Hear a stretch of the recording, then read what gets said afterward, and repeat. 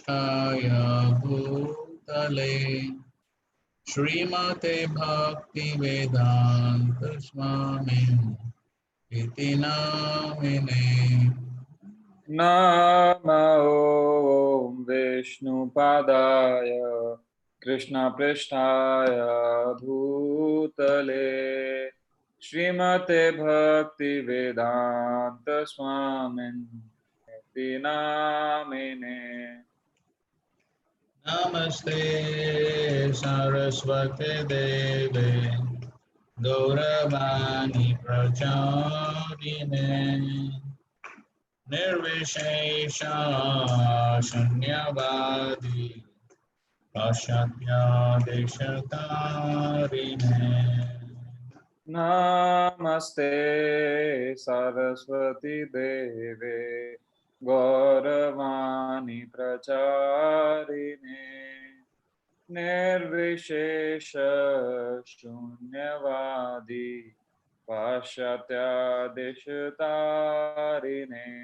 जय श्री कृष्ण चैतन्य प्रभु नित्यानंद श्री अद्वैत गदाधर श्रीवासादि गौर भक्तवृंद।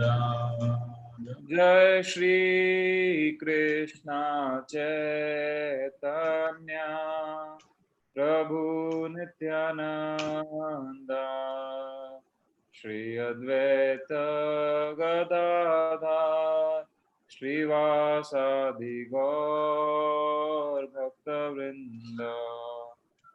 हरे कृष्णा कृष्णा कृष्णा हरे हरे हरे राम राम राम हरे हरे। हरे कृष्णा कृष्णा कृष्णा हरे हरे हरे राम राम राम हरे हरे। हरे कृष्णा कृष्णा कृष्णा हरे हरे हरे राम राम राम हरे हरे। हरे कृष्णा कृष्णा कृष्णा हरे हरे हरे राम राम राम हरे हरे। हरे कृष्णा कृष्णा कृष्णा हरे हरे हरे राम राम राम हरे हरे। हरे कृष्णा कृष्ण कृष्ण हरे हरे हरे राम राम राम हरे हरे। हरे कृष्णा कृष्णा कृष्णा हरे हरे हरे राम राम राम हरे हरे। हरे कृष्णा कृष्ण कृष्ण हरे हरे हरे राम राम राम हरे हरे। जय प्रभुपदा जय प्रभुपदा जय प्रभुपदा। जय प्रभुपदा प्रभुपदा शील प्रभुपदा। हरिनाम संकीर्तन की जय। जय श्रील प्रभुपाद की जय। जय। ओम ज्ञानतिमिरन्धस्य ज्ञानाञ्जनशलाकया चक्षुरुन्मिलितं येन तस्मै श्रीगुरवे नमः। Shri Chaitanya Manobhishtam Sthapitam Yena Bhutale Swayam Rupa Kadamayyam Dadati Swapadantikam Vandeham Shri Guru Shri Yuta Padakamalam Shri Gurun Vaishnavamsya Shri Rupam Sagrajatam Sahagana Raghunathanvitam Tam Sujivam Sadvaitam Savadutam Parijana Sahitam Krishna Chaitanya Devam Shri Radha Krishna Padan Sahagana Lalita Shri Vishakhanvitamsya Nama Om Vishnu Padaya Krishna Prasthaya Bhutale Srimate Bhakti Vedanta Swamin Nitinamine Namaste Saraswate Deve Gauravani Pracharine Nirvishesha Shunyavadi Paschatya Deshatarine Namo Mahavadanyaya Krishna Prema Pradayate Krishnaya Krishna Chaitanya Namane Gauradvishe Namaha He Krishna Karuna Sindhu Dinabandhu Jagatpate Gopesha Gopika Kanta Radha Kanta Namostate Tapta Kanchana Gaurangi Radhe Vrindavaneshwari Vrishabhanu Sute Devi Pranamami Hari Priye Vanchakalpatarubhyasya Kripa Sindhubhya eva cha Patitanam Pavanebhyo Vaishnavebhyo Namo Namaha Jai Shri Krishna Chaitanya Prabhu Nityananda Shri Advaita Gadadhar Shavasadi Gaur Bhaktivinoda Hare Krishna Krishna Krishna Hare Hare Hare Rama Rama Rama Hare Hare Krishna. Hare Krishna, Prabhuji. Prabhuji, so shall we start with yesterday's questions? Yes. I'm posting them in the chat box, Prabhuji. Okay.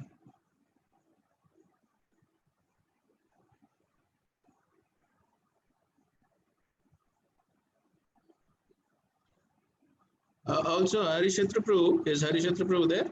Yes, Prabhu. Prabhu, I just want notes that just in case we don't finish today, is it okay we continue tomorrow? Yes, Prabhuji. Yes, Prabhuji. Sure, Prabhuji. Okay.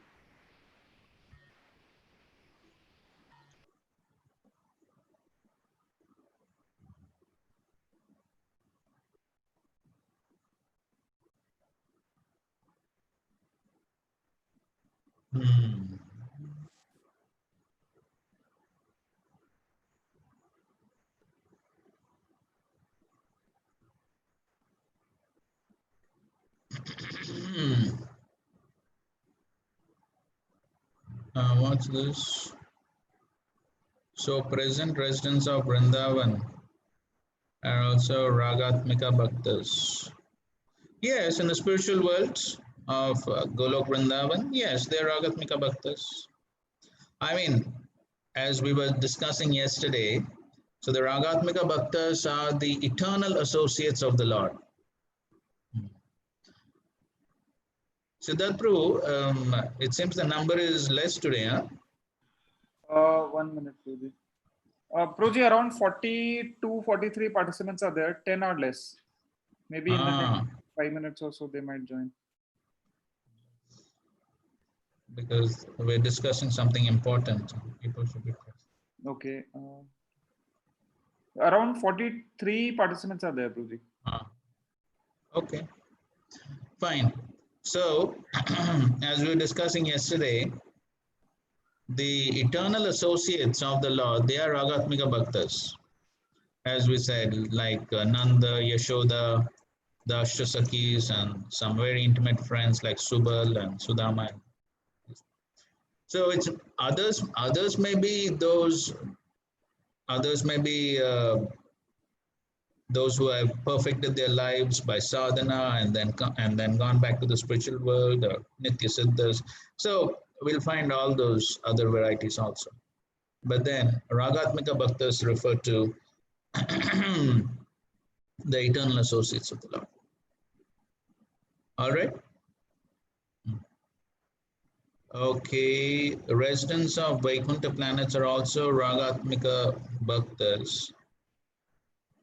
Well, technically speaking, they could also be called as Ragatmika Bhaktas because that is also their level of practice. But then still, as we have been seeing the definitions yesterday, that, especially which Rupa Goswami gives, the term Ragatmika Bhakta is especially used for the residents of Vrindavan. Though technically maybe they could also be said to practice Ragatmika Bhakti, but the term Ragatmika Bhakta is especially used for the residents of Vrindavan. As you see, Rupa Goswami, he gives the definition.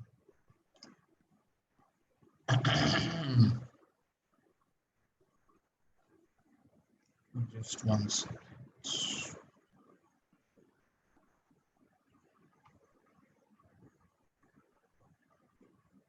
Impersonalists are envious of the Lord's opulence as they want to merge. Only this is the object. Yes, they want to merge with, yes, to become the Lord. That is their goal.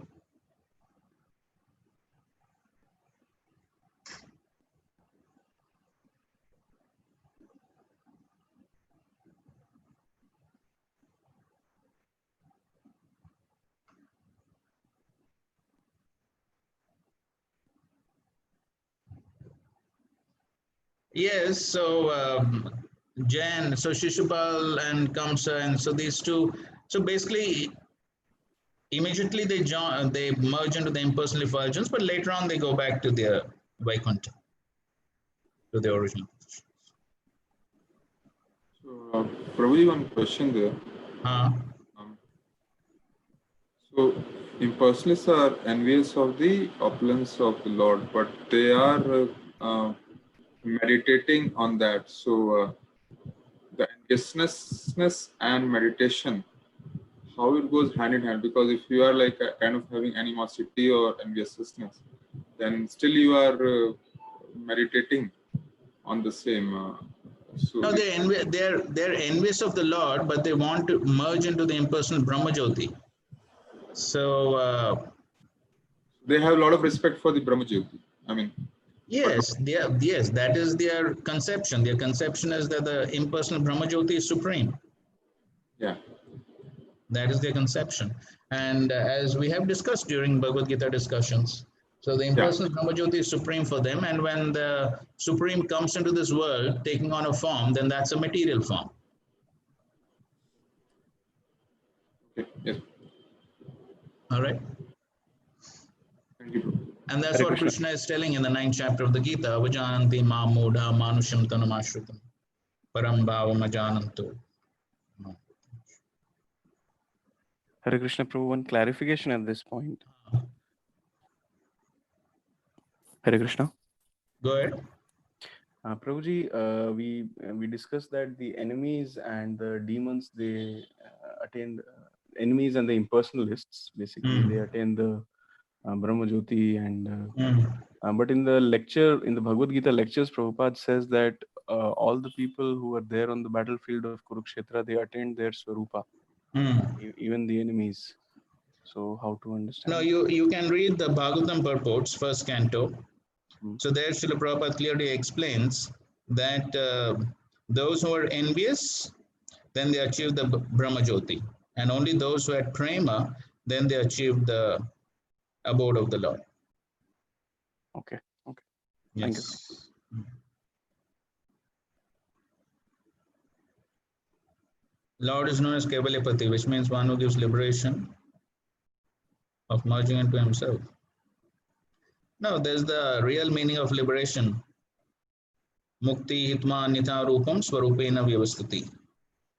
So the real understanding of mukti is to be situated in one's constitutional position as eternal servant of the Lord. That's real liberation.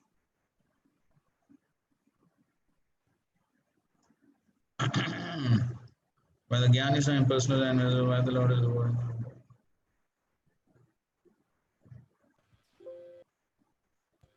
Prabhu, the previous question, even if we take it as no, the Lord is the awarder of the impersonal liberation, that is also not wrong. Yes, that's also correct. Ultimately, the ye yatham mam prapadyante, that is the explanation of the verse, ye yatham mam prapadyante. And so therefore, the Lord awards according to the jiva's desire.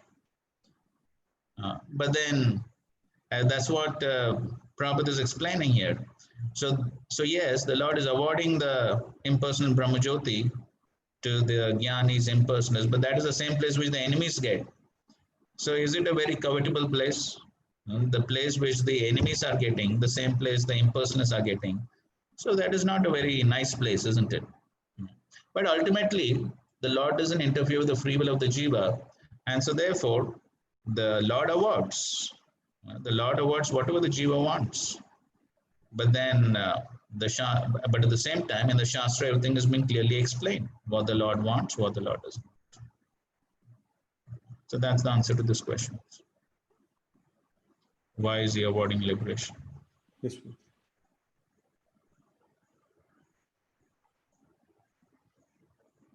In the eligibility of Ragnavati, why following the footsteps of Vrishnis are mentioned and they are not?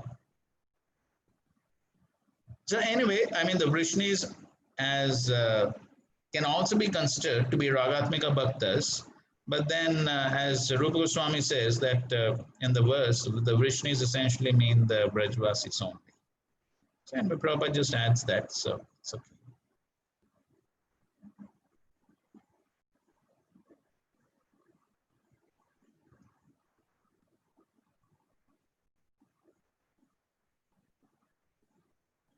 Yes, when it is said that they don't strictly follow regulative principles, then you should read the rest of the thing what Prabhupada writes. Things should not be pulled out of context. The whole context must be seen properly. So when Prabhupada is writing, they don't follow strict regulative principles, it means that they are not following the principles out of a compulsion because it is order of the scriptures or it is order of guru. No, they follow them because of love. They follow them because of love. That is the meaning there. So it's nobody is compelling them to follow. That is the meaning there.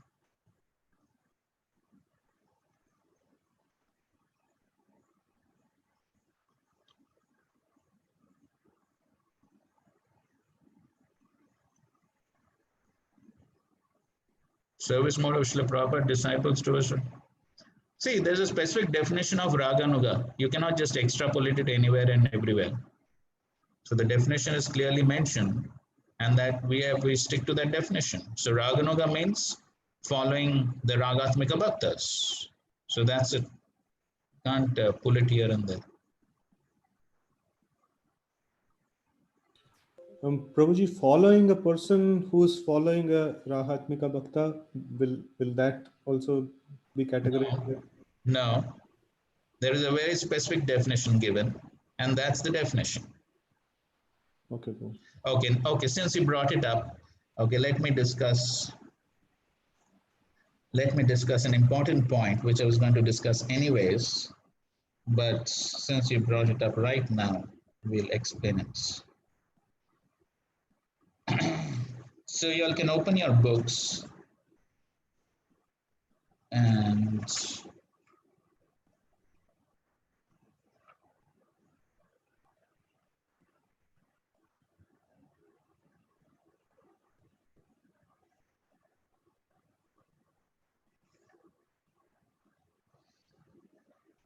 okay, so this is towards the end of chapter 16. Towards the end of chapter 16, just above parenthood or friendship. So this is under the title of conjugal love. So that means this is Kamanuga, Raganuga, Bhakti that we're discussing. So that means basically following in the footsteps of the gopis. Now towards the end of that, after Srila Prabhupada explains two classifications, conjugal lovers, husband and wife, lover and beloved, we discussed that Swakiya, Parakiya. Everyone is with me, everyone got what we are discussing? I got it, Prabhu. Yes, About the Prabhu. parenthood and friendship, two paragraphs before that. Yes, just about that. So if someone simply desires conjugal love, but does not follow in the footsteps of the gopis, he is promoted to association with the Lord at Dwarka. So this is how, such important statements are hidden within Srila Prabhupada's commentaries. Somebody who doesn't read very scrutinizingly just misses things. So it's a very important statement, but it's sort of hidden. If we don't scrutinizingly read it, we'll just miss it. But I repeat it. If someone simply desires conjugal love, but does not follow in the footsteps of the gopis, he is promoted to association with the Lord at Dwarka. Now, why this is an important statement? Okay, this also answers the next question. Okay, good. The next question by Sachijivan Gaur Prabhu.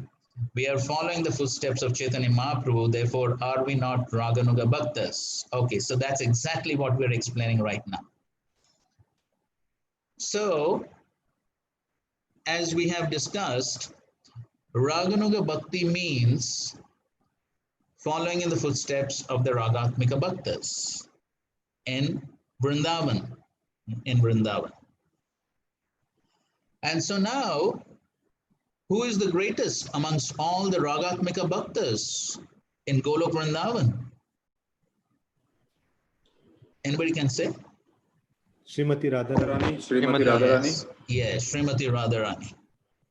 And so, when we are following Sri Chaitanya Mahaprabhu, whom are we following? Radharani. Yes. So when we are following Sri Chaitanya Mahaprabhu, we are following Srimati Radharani, the greatest of Ragatmika devotees.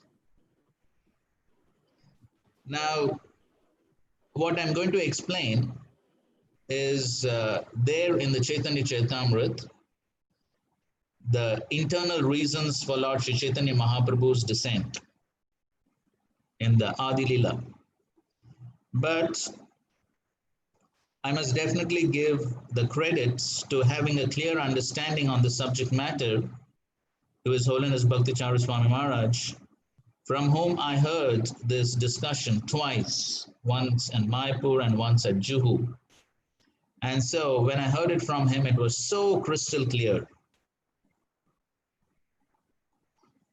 So in the Chaitanya Charitamrita, it is mentioned that how when Lord Krishna, after performing his pastimes, his earthly pastimes, at the end of Dwapar Yuga, when he disappeared back to the spiritual worlds, then the Lord himself was thinking that most people in this world, in the material world, worship him with awe and reverence. And because they worship him with awe and reverence, they can at most go to Vaikuntha. At most go to Vaikuntha, or maybe Dwarka, Mathura also. But then the Lord himself was thinking that how would it be possible for anyone to actually enter the pastimes of Vrindavan and attain Vraja Prem?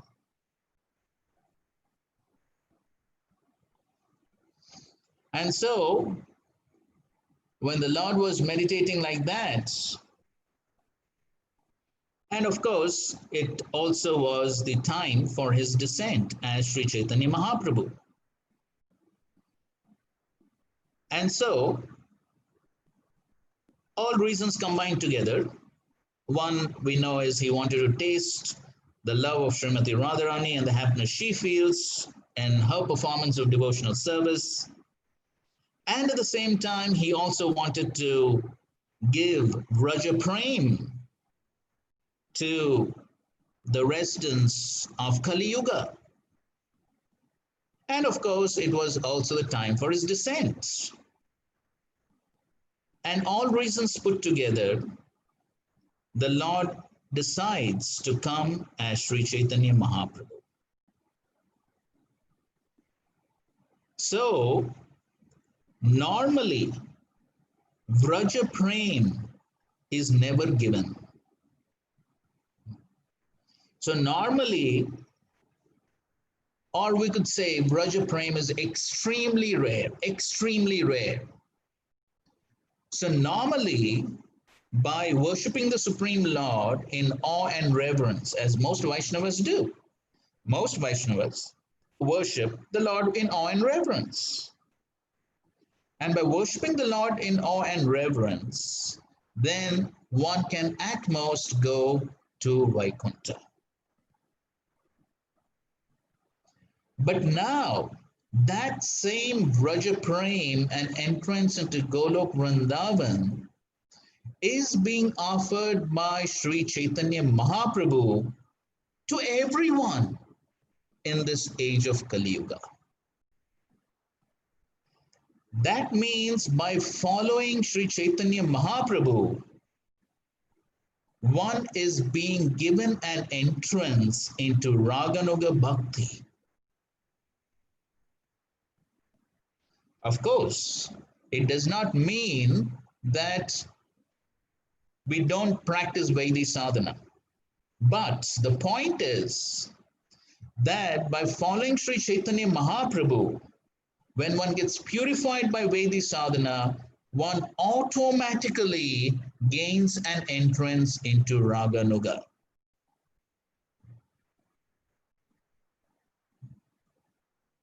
So, that which is so rare, Vraja Prem, is being so easily being given by Sri Chaitanya Mahaprabhu to the most degraded residents of Kali Yuga.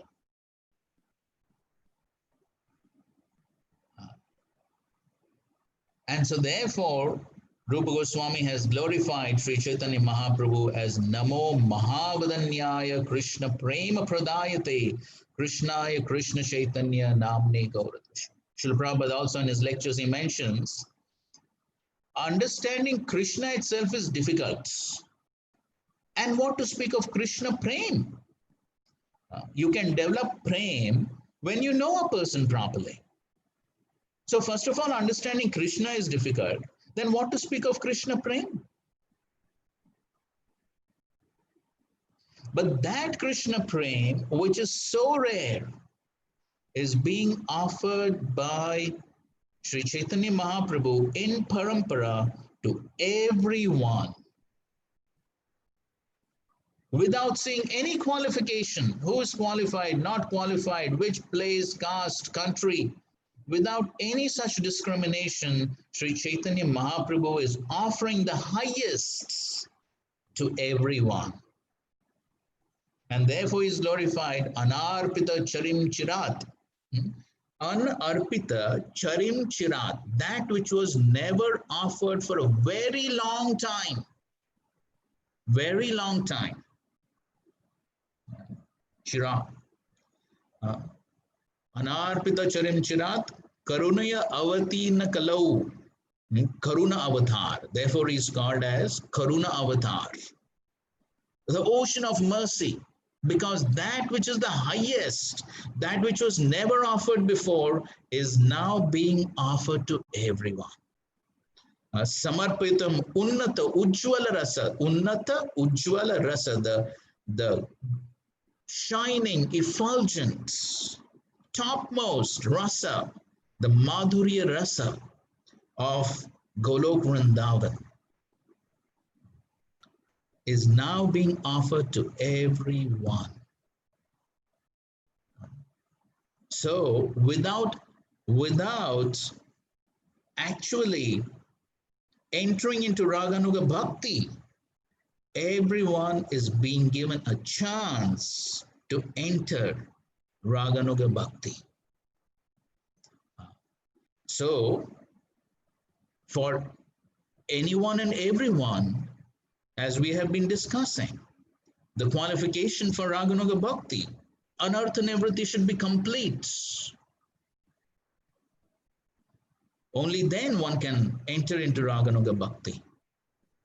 But now, Chaitanya Mahaprabhu is offering that same to everyone. That means everyone has the potential to enter into Raganuga Bhakti. And therefore, we also saw Chaitanya Charitamrita mentions that Mahaprabhu came to give Ragamarg. That's our goal.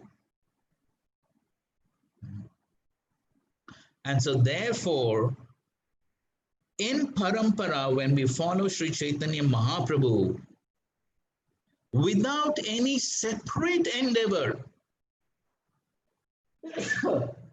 without any separate endeavor, we get the benefits of Raganuga Bhakti. And that means by following Srila Prabhupada's in the parampara of Sri Chaitanya Mahaprabhu, one is being given an entrance into the Raga Marg, into Raganuga Bhakti, without any separate endeavor. This is such an important point to understand, as we were saying yesterday also. Because of not understanding this philosophy properly, so many devotees left ISKCON thinking that they need to practice something separately to enter Raganuga Bhakti. So first of all, of course, to make some separate endeavor for Raganuga Bhakti, one has to be on the liberated platform, totally purified, then only one can. So who can be on the liberated platform? Who is actually qualified for Raganuga Bhakti? But the special mercy of Sri Chaitanya Mahaprabhu, and even more so of that of Srila Prabhupada, is that entrance into Golok Vrindavan is being offered simply by following Srila Prabhupada in ISKCON. And I think so this is a very appropriate discussion today, because as you may know, today is the 54th anniversary of the incorporation of ISKCON in New York. And that is why Srila Bhakti Charu Maharaj repeated Srila Prabhupada's instruction to him, never leave ISKCON. And that is why Sri Bhakti Charu Maharaj emphasized this so much. And of course, in our discussion, we also read Srila Prabhupada's purports, where Srila Prabhupada himself emphasized it so much. And therefore, Srila Prabhupada has also written, Lord Krishna has taken birth in this Krishna consciousness movement. This Krishna consciousness movement of ISKCON is not an ordinary movement. It is the movement of Sri Chaitanya Mahaprabhu himself, as again Srila Prabhupada spoke in so many lectures, that I have not founded this movement. This movement has been founded by the Supreme Lord himself, Sri Chaitanya Mahaprabhu. And therefore, simply by remaining within ISKCON and following the instructions of Srila Prabhupada, one can gain entrance into Raganuga Bhakti and achieve the highest perfection of entrance into Golok Vrindavan in the Madhurya Ras. And that is why you find in so many lectures, Srila Prabhupada puts it so simply. Srila Prabhupada, so many lectures Prabhupada says, you just chant the holy names, you just chant this Hare Krishna mantra, you can enter into Golok Vrindavan, and you can talk with Krishna, you can eat with Krishna, you can sing with Krishna, you can dance with Krishna. And in one lecture, Srila Prabhupada says, Krishna will kiss you. So, actually, what is Srila Prabhupada speaking? He's speaking of the highest entrance into Golok Vrindavan and directly playing with Krishna. Who can imagine that?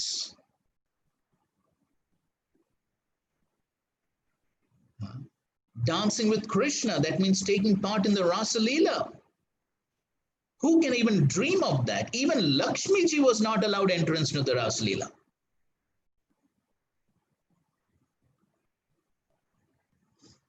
But that is what is being offered by Sri Chaitanya Mahaprabhu. And therefore, Srila Prabhupada again and again emphasized these points. And that is why Srila Prabhupada, I think so in one purport, Srila Prabhupada does write it. He says, sometimes Krishna consciousness is so simple that it can be missed. So sometimes people think, oh, what, only chanting 16 rounds? Following this simple process, simple rules and regulations. Is that all? Of course, Kali Yuga Vasis are having a tough time for that also. That's another thing. But then the point is, yes, simply by following this process that Srila Prabhupada has given in the Parampara of Sri Chaitanya Mahaprabhu, one gains direct access into Golok Vrindavan because we are following the topmost Ragatmika devotee, and that is Srimati Radharani. This is the glory of being in ISKCON. We must understand what is the good fortune we have. Even after being given the highest in such a simple form, if we reject it and go for something else, there is no one who is more foolish than that. This is what Srila Prabhupada has given us. Entrance into Golok Vrindavan, which he speaks about in so many places, in so many lectures, but he just speaks without going into all these philosophy, technical aspects. He speaks it so simply. Yes, you just follow these rules and regulations and you can enter into Golok Vrindavan. But this is what Srila Prabhupada has offered us.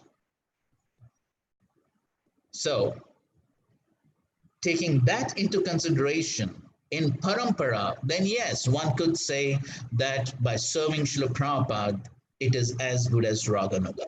Of course, putting everything into proper perspective. But then we have to understand this point, that this is the glory of Srila Prabhupada's ISKCON. And this is the glory of following Sri Chaitanya Mahaprabhu. We don't have to go anywhere else. We don't have to search anywhere else. Just by being within ISKCON and following strictly the instructions of Srila Prabhupada. So at least this much trouble we should take to carefully understand Srila Prabhupada's instructions and follow those instructions. At least this much trouble we should take. But if we do that sincerely, then the highest goal of entrance into Golok Vrindavan is definitely possible. And as Prabhupada said, even in one lifetime, it is possible. So this is the immense great fortune that we have been awarded by Srila Prabhupada. We can never repay the debts we owe to Srila Prabhupada. Therefore, Brahmanand Prabhu, in one offering to Srila Prabhupada at Prabhupada's disappearance day celebrations in Vrindavan, he said that yes, Chaitanya Mahaprabhu gave the highest for everyone in the world, but Chaitanya Mahaprabhu did not come to the Bowery Street in New York. Srila Prabhupada did. So therefore, Srila Prabhupada, in one sense, is more merciful than Chaitanya Mahaprabhu. And therefore, when Srila Prabhupada, now towards the later part of his pastimes, Shrutagiti Prabhu tells this, when Srila Prabhupada would meditate on this causeless mercy of Gaunithai, on quite a few occasions he went into ecstasy. They're all recorded. These are recorded lectures. You can hear them. There is one which is in 1975 at Caracas, Venezuela, South America. Srila Prabhupada goes there for the first time, and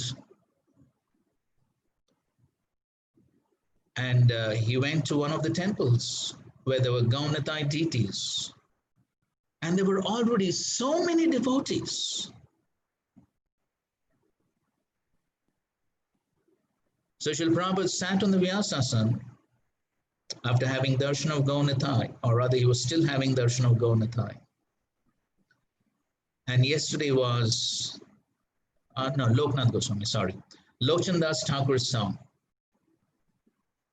Parama Karuna Paudvi Jana Kevala Anandakan. So he began to sing the song. In fact, he sang the whole song. And after he sang the song, Prabhupada says, Gaunithai, or Chaitanya Mahaprabhu, I don't recollect exactly, have come so far in this country. That's all. The lecture ends. Prabhupada goes into ecstasy, recollecting or thinking about, meditating about this causeless mercy of Gaunithai, especially Chaitanya Mahaprabhu and of course Nityananda Prabhu. But then that which is the highest is being offered to people all over the world.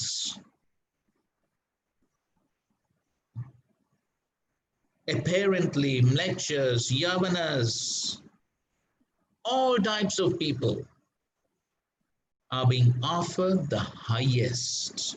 Those people who did not even know the name of Krishna ever before in their lives are being offered the highest goal of Krishna Prem, and that too, Raja Prem. And I think so, another lecture was at Atlanta, if I'm not mistaken.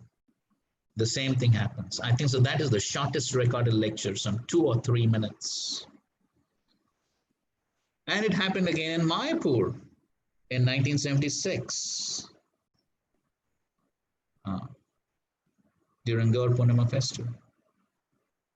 So during the later part of his pastimes, Srila Prabhupada was seeing the explosion of the Hare Krishna movement all over the world. By the causeless mercy of Gaunithai, Prabhupada on quite a few occasions went into ecstasy, thinking of this causeless mercy of Sri Chaitanya Mahaprabhu.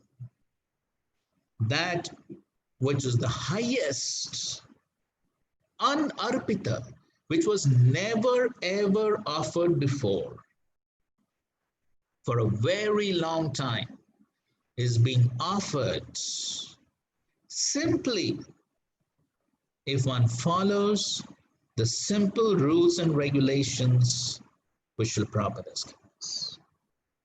And therefore, if you remember, when we were having Bhagavad Gita discussions in 12.5 and also in 6 and 7, when we were discussing Klesho Adhikataras Tesham Avyakta Sakta Chetasam, and Prabhupada explains about the difficulties of the Jnana Marg, and then Prabhupada compares that to Bhakti. Then Prabhupada again and again uses the word simply, if you remember in that purport. Simply by offering obeisances, simply by taking Mahaprasad, simply by chanting the holy names. Again and again he used the word simply. Because just by simply following these simple instructions, the highest is awarded without going through all those difficulties of Jnana Marg for unlimited, practically, Bhonam Janmanamante, lifetime after lifetime, going through such austerities and difficulties, yet there's no guarantee of the goal. And here, simply by following these simple instructions, and especially the chanting of the holy names, the highest is being awarded. What a benediction!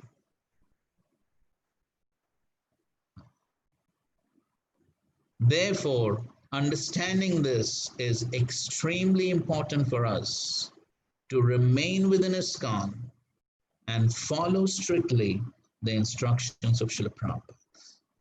We don't have to go anywhere else. The highest is available right here. We should not think the grass is greener on the other side. That's the greatest foolishness. Okay, thank you. I hope this point is clear. If there are any questions on this topic, you can ask.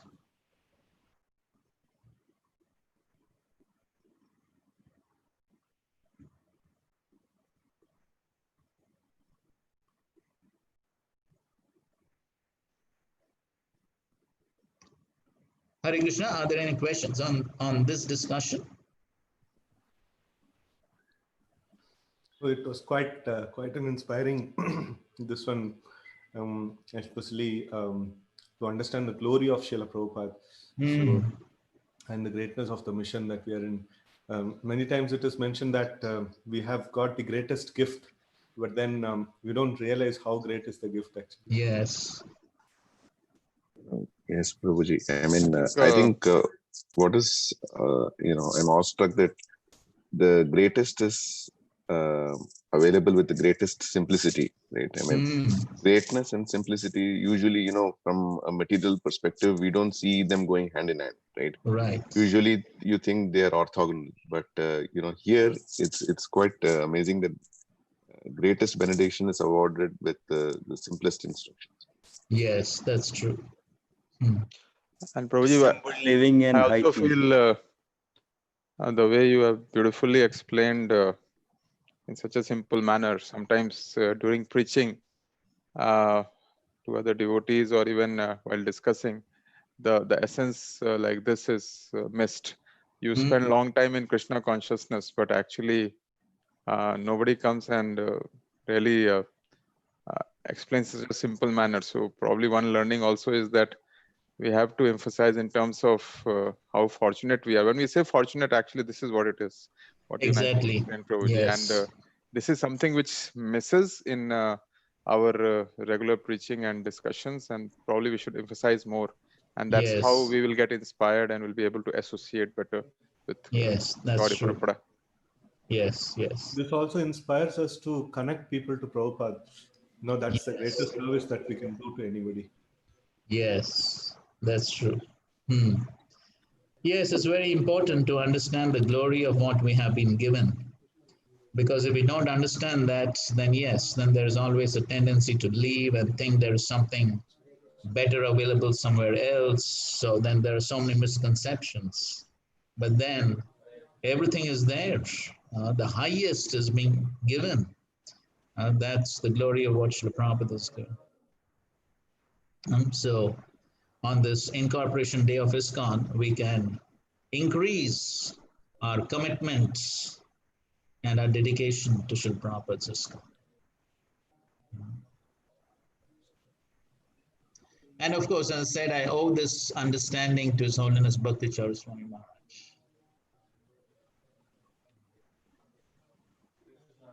This was also explained in the Bhagavad Gita section, session 2 also. You explained this ecstasy we could get. Where? Yes, Prabhu. You explained the same matter in the Bhagavad Gita section 2 also. When But I don't think so. I explained in details, but maybe I spoke something. Today understood why Prabhupada always mentions don't leave ISKCON. Yes, and that's the reason why Bhakti Swami Maharaj also emphasized it so much. Maybe if possible, Arikshetra Prabhu's, from my side request Arikshetra Prabhu, if sometime can be invited Vamsivadan Prabhu to Like, we can have a little more sessions on like this, maybe some separate sessions. I feel like, I don't know. It's up Sure, to bro. authority. I think we should invite. Hare Krishna. Next we will start Bhakti Vaibhav.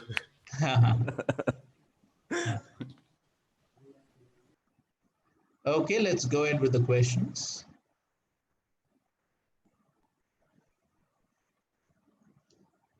Okay. Is Ragatmika Bhakta only pure devotee? Well, I think so. We did clarify the point. So Ragatmika Bhaktas are not only just pure devotees, they're eternal associates of the Lord. And of course, anybody who follows in their footsteps, then yes, they're definitely pure devotees, as we did clarify the point that anyone who follows a pure devotee is also a pure devotee. And so anybody who's following the Ragatmika Bhaktas, who's following those who are following the Ragatmika Bhaktas, so in Parampara, anyone who's following, so then they're all pure devotees. Our pujaris Raganuga Bhaktas. No, it's not based on what service one is doing. It is based on, now we discussed the whole thing, So basically one has to follow properly the rules and regulations in Parampara. That's what is important.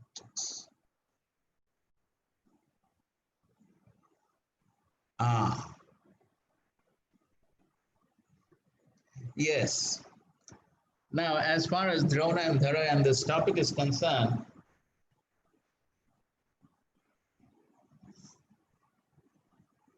actually there was one beautiful article on this subject matter. Maybe I can forward it to Harishetra Prabhu and you can forward it to other devotees. But it was nicely explained that yes, sometimes they could be, like we find that even in Krishna's pastimes, so many of the devatas, they come as the eternal associates of the Lord. So sometimes a jiva could be empowered with the potency of these eternal associates, and then they function as the eternal associates. But they don't become those eternal associates, but they function in that capacity in the material world. When Krishna performs his pastimes in the material world, so then some of these pure devotees of this material world, they could be empowered with the potency of the eternal associates.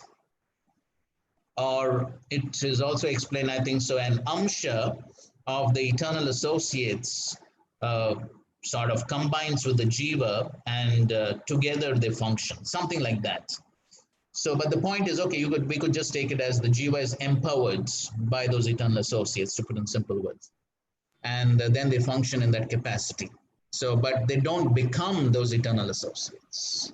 So in the material world, when Krishna performs his pastimes, then sometimes devatas, as we see in Krishna's pastimes, many devatas took the roles of these eternal associates.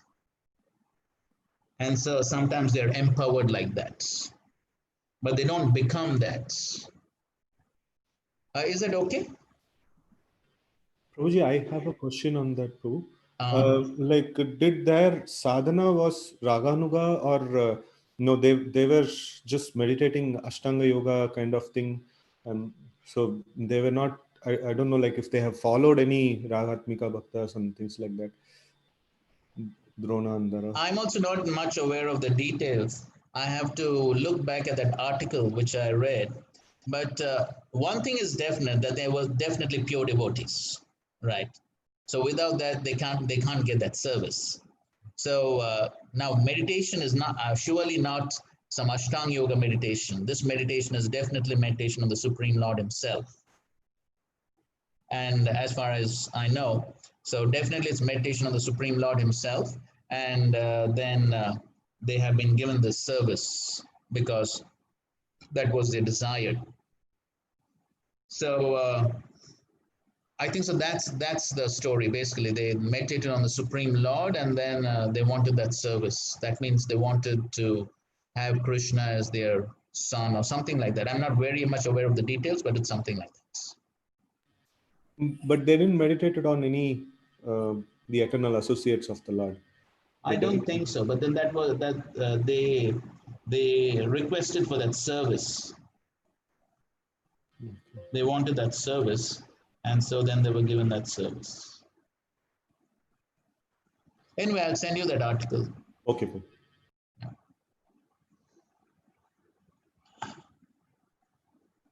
Can ISKCON devotees have the deity of Laddu Gopal? Can anyone? I think so. I was asked this question before also, and we know that there are quite a few ISKCON devotees having these Laddu Gopal deities. But I would like to know if there's any reference from Srila Prabhupada of allowing these Laddu Gopal deities.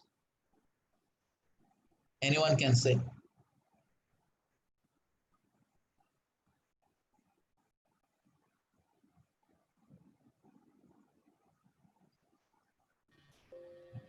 So as far as my knowledge goes, there is no such reference.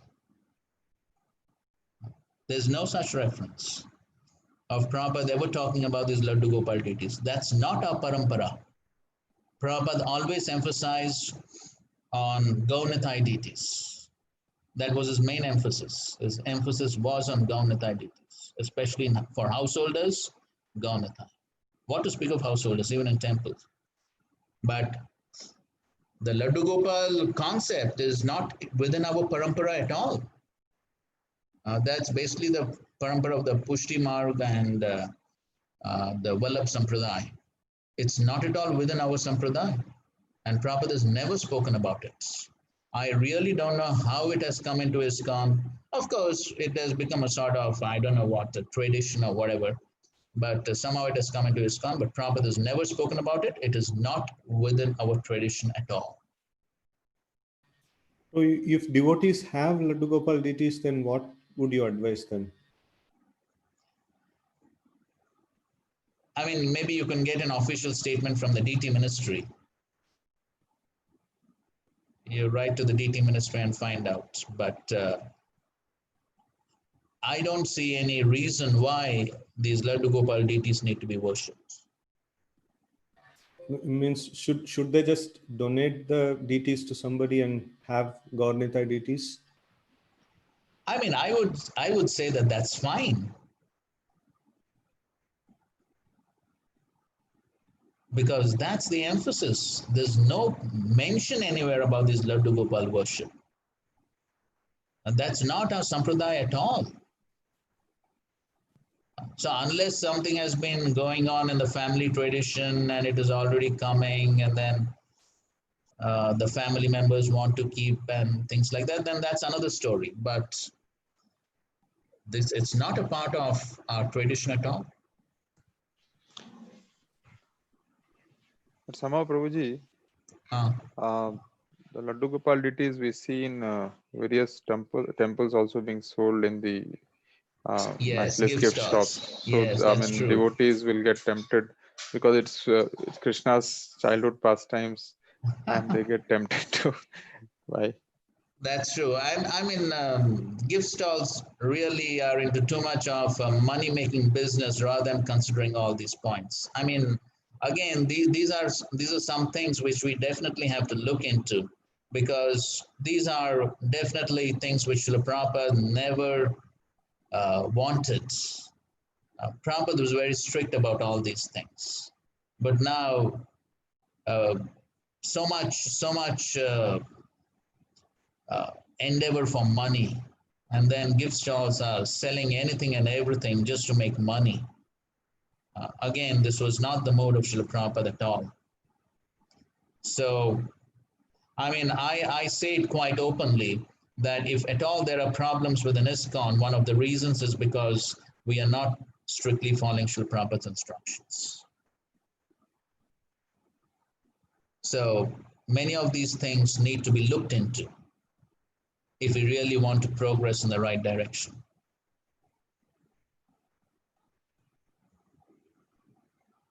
Prabhupada's instructions were very clear. Prabhupada said, preach and the money will come. That was Srila Prabhupada's firm faith. And then Prabhupada never encouraged so much of this paraphernalia business and all that. Prabhupada's main emphasis was in preaching and book distribution. The main emphasis was in preaching. And Prabhupada was confident, and of course Prabhupada showed it through his own example. Prabhupada, where and when did Prabhupada ever involve in all this business?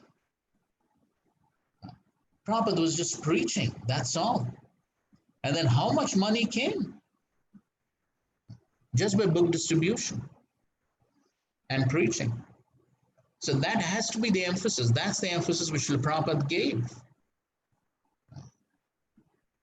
So, and of course, during Prabhupada's time, fund collection was done. Some fund collection was done. But, unnecessarily selling all sorts of things and getting money. This all started actually after Srila Prabhupada left. Then, of course, so many things started happening in ISKCON after Srila Prabhupada left, which were against Prabhupada's instructions. And then that's one of the reasons then so many leaders fell down, so many temples closed in the West. So all this is the result of not following Prabhupada's instructions. And I think so we are still carrying those remnants of that post-Prabhupada era in the 80s. So we are still carrying some remnants of that. And I firmly believe that some things still need to be cleared up.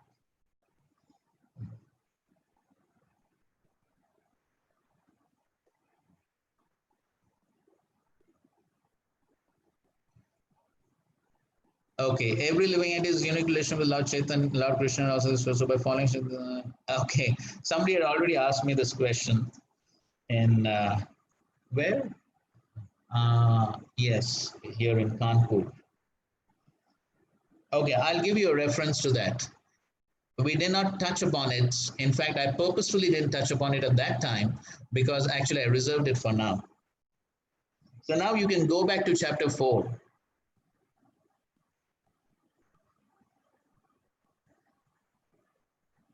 And this is my understanding on this point, and I feel that's this could be the only understanding.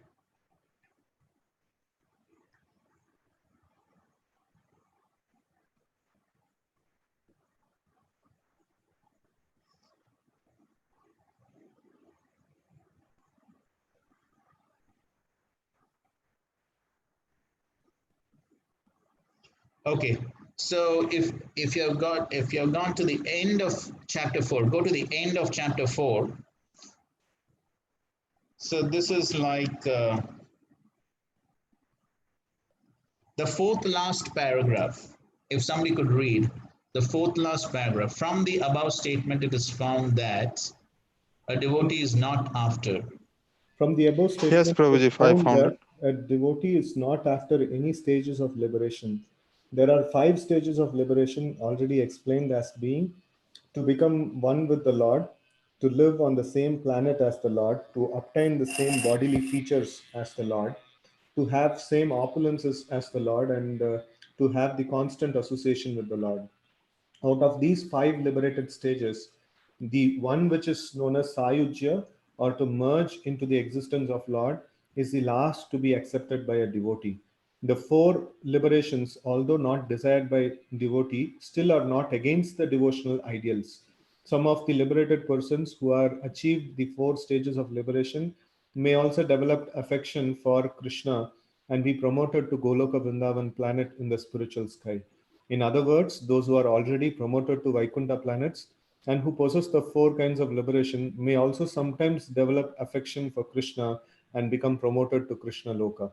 Yes, so this sort of answers this question that yes, even though one, here of course it says those are already promoted to Vaikuntha planets. even they could develop affection for Krishna and be promoted to Krishna Loka, then what to speak of those who are on the earth planets and develop affection for Krishna in parampara of the Supreme Lord himself, Sri Chaitanya Mahaprabhu. So if it's possible for those who have already gone to Vaikuntha, then why it won't be possible for somebody who is still practicing devotional service on the earth planets?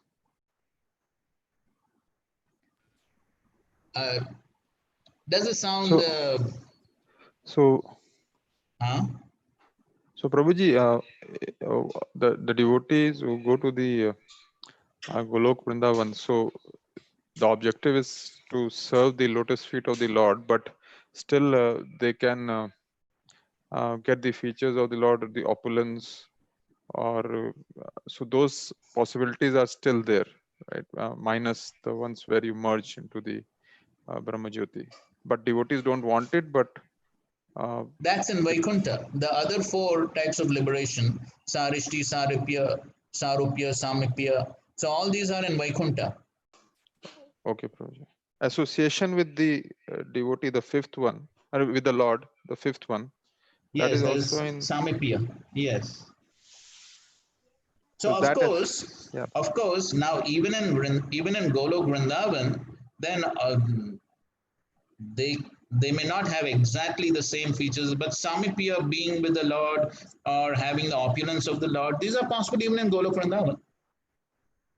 Yes, Prabhuji. So in one lecture I heard that sometimes Narad Muni goes to Vaikuntha to preach about this one Goloka Vrindavan, and some devotees get attracted to that. And when they tell to Vishnu that no, we want to go to Golok Vrindavan, then Vishnu says like, no, it is not possible for you. Then they say, no, we got association of Narad Muni. So then they say, then Vishnu says, okay, fine. No, that means you have some chance. Interesting. But then I think so the most bona fide process is to follow Chaitanya Mahaprabhu. So by following Sri Chaitanya Mahaprabhu, even though one was supposed to go to Vaikuntha, then one can easily go to Golok Vrindavan. Right. So because anyway, that is Chaitanya Mahaprabhu is Supreme Lord himself, so he can change anything and everything, right? So what's difficult for him?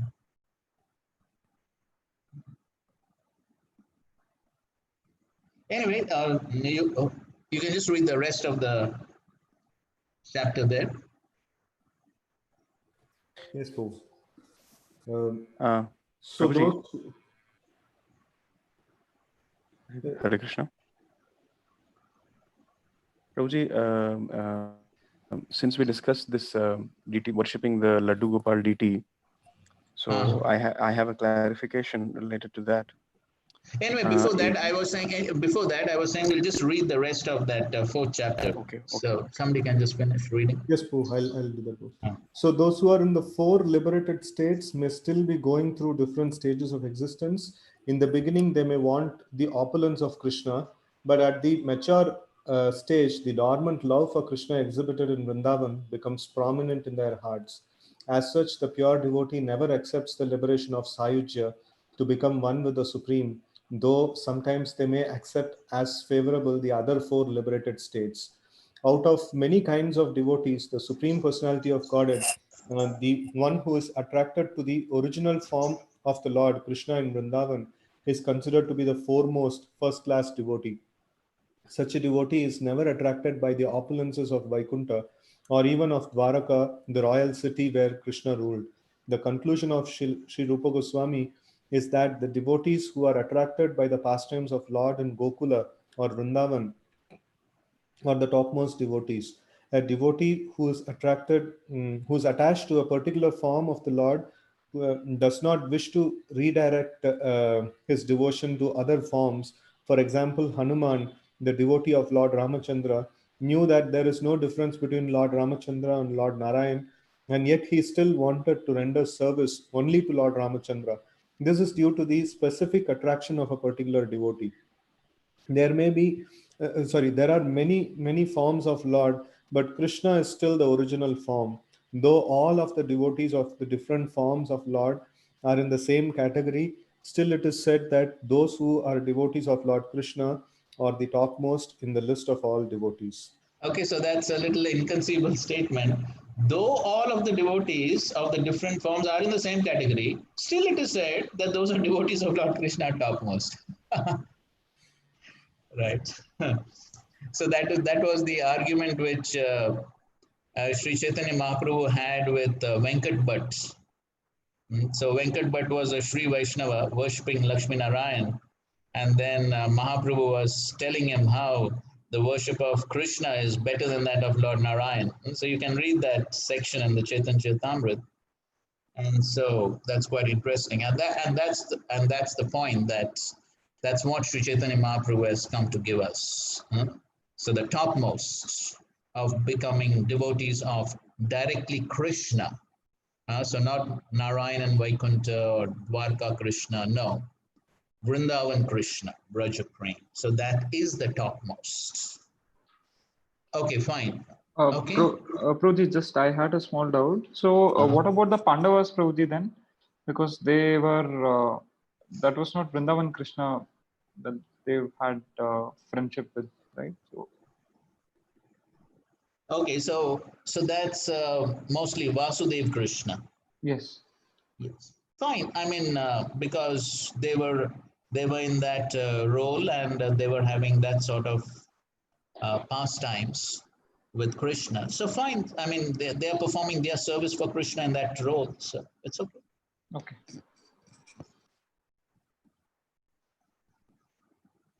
Yes, somebody else had a question on this point. Yes, Prabhuji. So regarding this deity worship, in the 24th chapter of Krishna book, Krishna lifting the worshipping the Govardhan hill, worshipping off the Govardhan hill, Prabhupada says these two lines. He says, the identity of Krishna and Govardhan hill is still honored, and great devotees take rocks from the Govardhan hill and worship them exactly as they worship the deity of Krishna in the temples. The followers of the Krishna consciousness movement may therefore collect small rocks or pebbles from Govardhan hill and worship them at home, because this worship is as good as deity worship. So my question is, can the devotees collect rocks and pebbles from Govardhan and start? Okay, so read the beginning of the statement that you just read. Read once again. The identity of Krishna and Govardhan hill is still honored, and the great devotee take rocks. No, who take? Great devotees. Great devotees. But this is one line, and the next line. I understand the point. No, I understand the point. But still, the first thing is great devotees. Okay. Yeah. And you can read the purport on the same point in Bhagavatam purports. So I don't remember the exact reference, but maybe in the same Govardhan pastime, you can see the commentaries in the Bhagavatam, and there again the same point is said. It's only referring to very great devotees. So in any case, to reconcile both, then best thing is take the permission of the spiritual master. If spiritual master allows, that's fine. Okay. When you say both points, you mean the great devotees and followers of Krishna consciousness movement? Yes, yes. So if you want to reconcile both, then yes. So if the spiritual master feels that one is great, or in other words, one is qualified, then it's fine. Okay, thank you. But again, we should see the practical instructions which Srila Prabhupada gave in his letters and to devotees in general and in his pastimes. And I mean, I don't think so that there is any example of Srila Prabhupada giving any instructions like that or personally doing anything like that. So, I mean, the practical life also of the Acharya has to be seen. Correct. All right. Yes, bro. Thank you.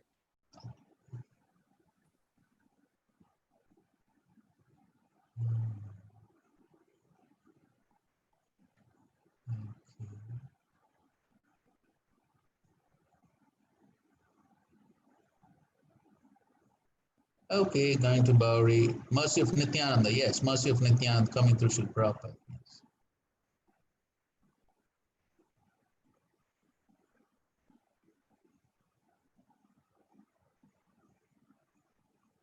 Okay, so that's the end of questions on what we discussed yesterday. Yes, Prabhuji. Okay, good. By any chance, anyone has any other further clarifications on the discussions on Raganuga Bhakti?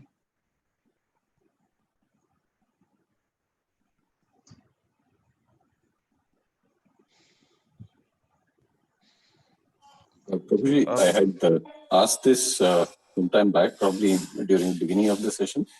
But anyone who, there are some streams I've seen in Vrindavan where they preach direct Raghunaga Bhakti. Is it? It's not very clear, Prabhu. Can you please repeat it a little bit clearly? Okay, Prabhu. You can hear me now, Prabhu? Yes, better now. Okay, Prabhu. So we see in Vrindavan around Brajamandal, there are many some Babas who preach this Raghunaga Bhakti. So is this some kind of offense the followers and the ones who are preaching? So, so what is their authority to do so?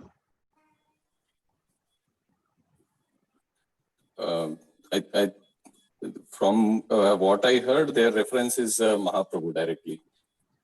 No, but where's the parampara? Yeah. Yes, there is no parampara. Yes, yeah, so we know the philosophy. Sampradaya vihina mantrasya nishpalaha mata. So without the sampradaya, you can't directly follow the Supreme Lord. He doesn't accept that way. Prabhuji, like glorification of Vrindavan, and then many we have very wonderful Rasika commentaries about the Vrindavan Leela and things like that. Should it be heard by only devotees, or should it be read by only devotees who have cleared Anarthanavritti, or it can be spoken to devotees who commonly also? Because we see many classes are happening on that also in ISKCON, by ISKCON devotees. So what exactly are you referring to? Like some ecstatic feeling of the gopis that they feel towards Krishna, or like glorification of specific Vrindavan pastimes and things like that and all. Not touching into Ras Leela, but other pastimes and all. How is the how they are mesmerized with Krishna's beauty and things like that and all.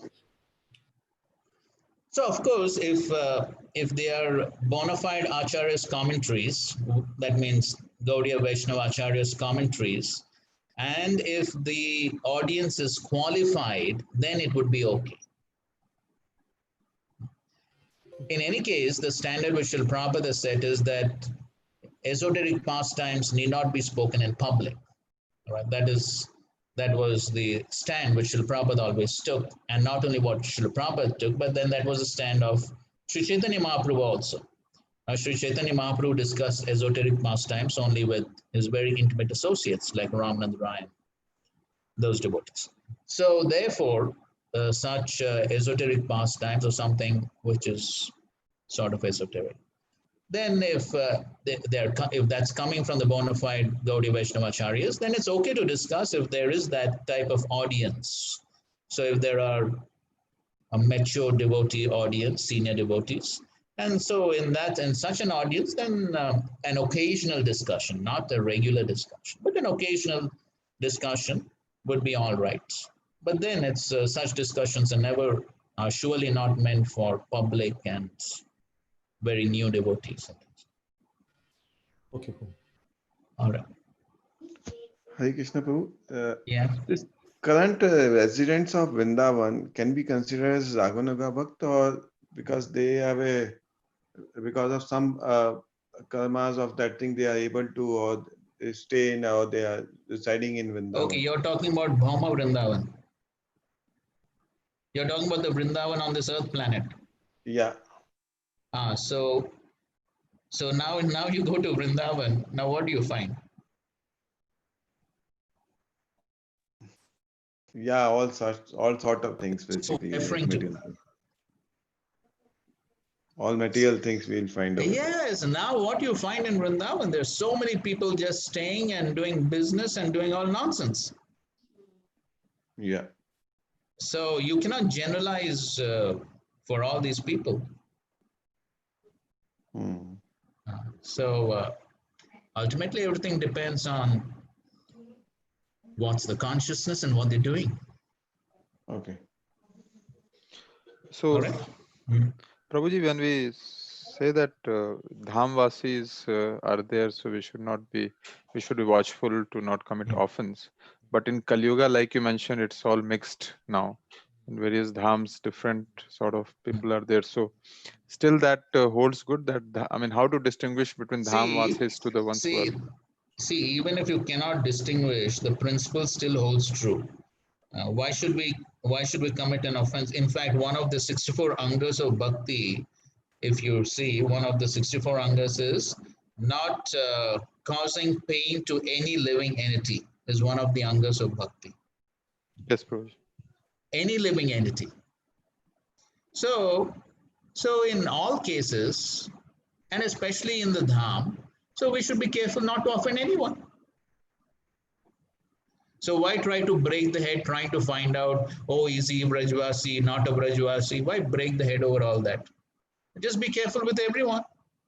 You know, we go to the dham, we go to Vrindavan, say once in a year to perform our devotional service. Better mind our own business, and why bother about what others are doing?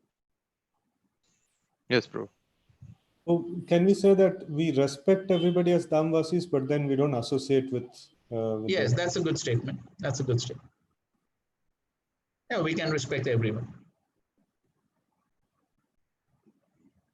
All right.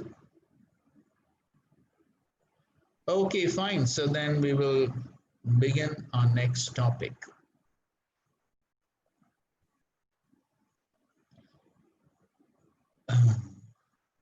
Okay, anyway. Okay, so now we're going to Bhava Bhakti, which is basically chapter 17 of Prabhupada's Nectar of Devotion. And so we will see how much we can cover today. So most probably will require a class tomorrow. All right. So this is the definition of Bhava Bhakti. Shuddha Sattva Visheshatma Prema Suryam Shu Samya Bhak Ruchibish Chitta Marshranya Kridasau Bhava Uchate. So again, the verse has been quoted by Srila Prabhupada in the Chaitanya Charitamrita Madhya Leela. When devotional service is situated on the transcendental platform of pure goodness, it is like a ray of the sunlight of love for Krishna. At such a time, devotional service causes the heart to be softened by various tastes, and it is called bhava or emotion. Okay, so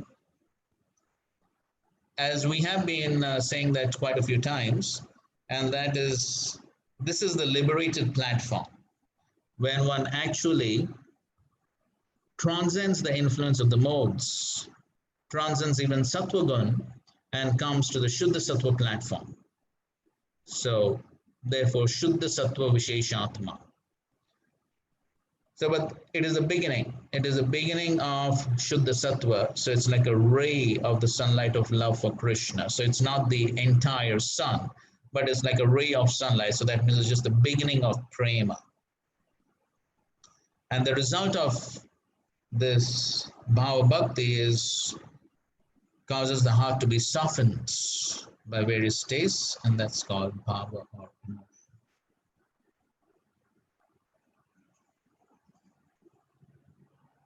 Okay, so somebody read the first paragraph of chapter 17. Ankur Prabhuji.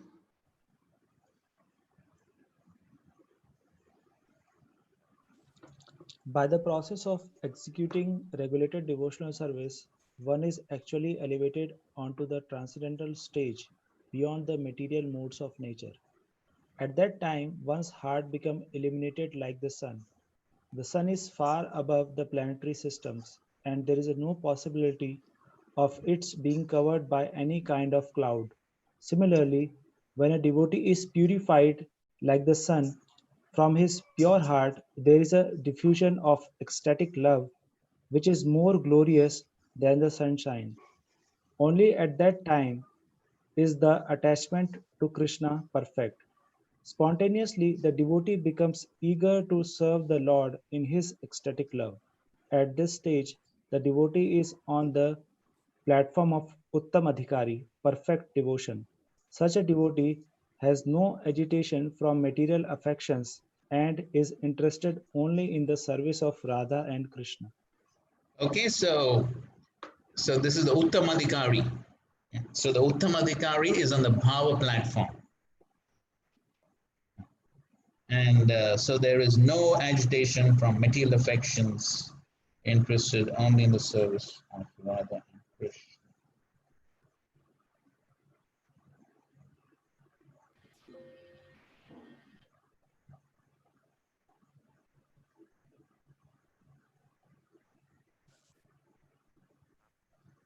Okay, so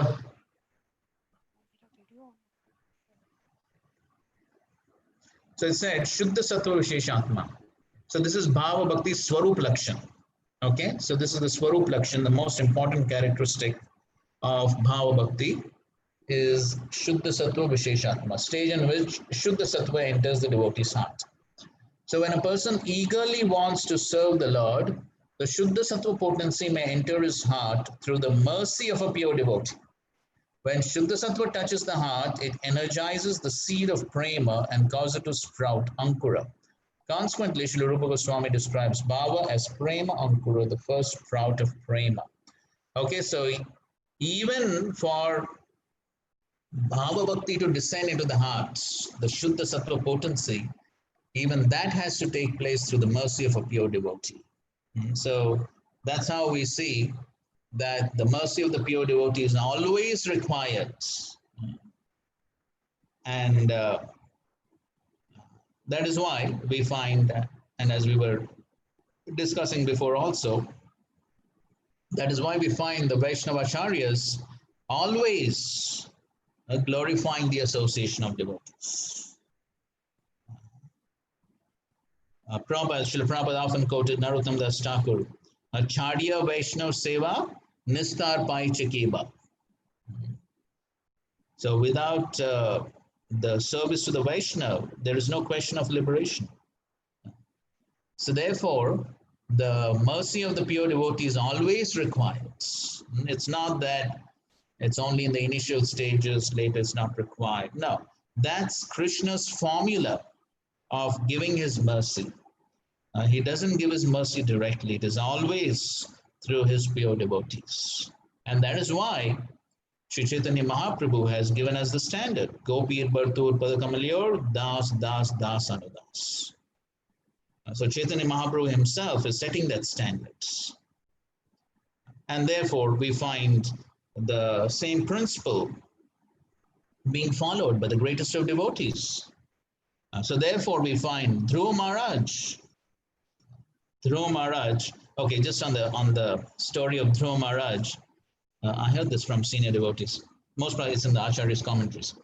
So it is said that when Narad Muni went to went to Lord Narayan in Vaikuntha and told him that here on this earth planet there's this boy, 5-year-old boy who is practicing the severe austerities to achieve you.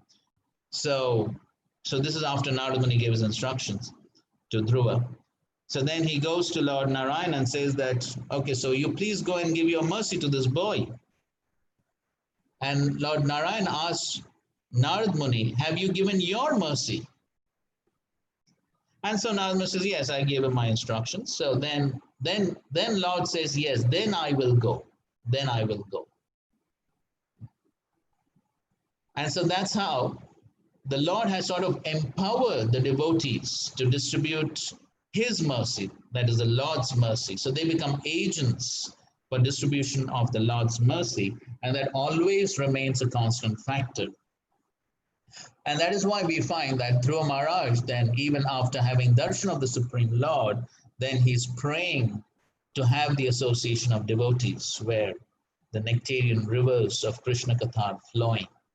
And so that principle always remains. And therefore, we find even in Jad Bharat's teachings to Maharaj Raghuna, there also he says, without smearing the dust of the lotus feet of the pure devotee, then no one can achieve perfection. There's that famous verse, I'm forgetting, Rahogunaita tapasana yati na chejaya. Vina mahatpada rajobhishekam. There's a similar verse which even Prahlad Maharaj speaks. So you find this as a constant factor. So even for coming to the stage of Bhava Bhakti, then it has to be through the mercy of the pure devotee. So this is the Swarup Lakshan, and that is Shuddha Sattva. So one transcends the modes and comes to the platform of Shuddha Sattva, or the Vasudev states. Sattvam Vishuddham Vasudeva Shaktitam. There's a famous verse from the 4th canto which Srila Prabhupada often quoted. So Vasudev state. So Vasudev state is the state where, so Krishna is born from Vasudev. So similarly, Krishna actually is born, or one has a realization of Krishna when one comes to the Vasudev state or the Shuddha Sattva state.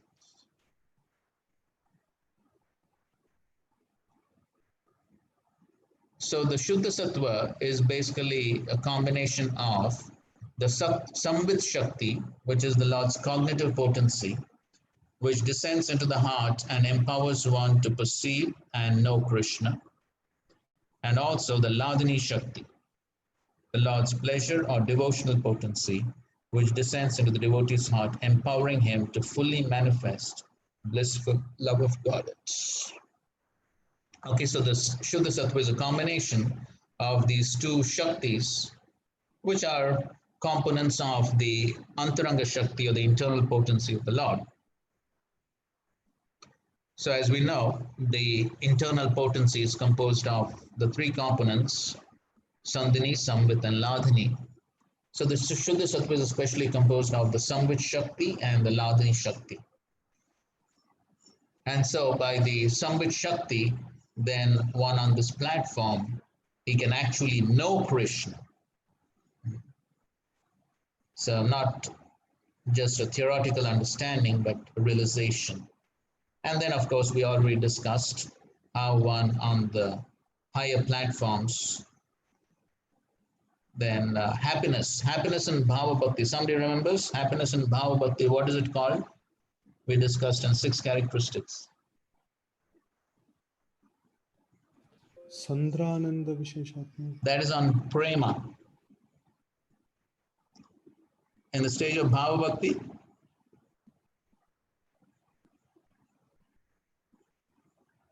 Moksha Lagutakra. Moksha Lagutakra. That's the happiness on the stage of Bhava Bhakti. So one derives even the conception of liberation, or even the so-called happiness of liberation appears to be insignificant for one on the stage, because one is directly experiencing the Ladhini Shakti.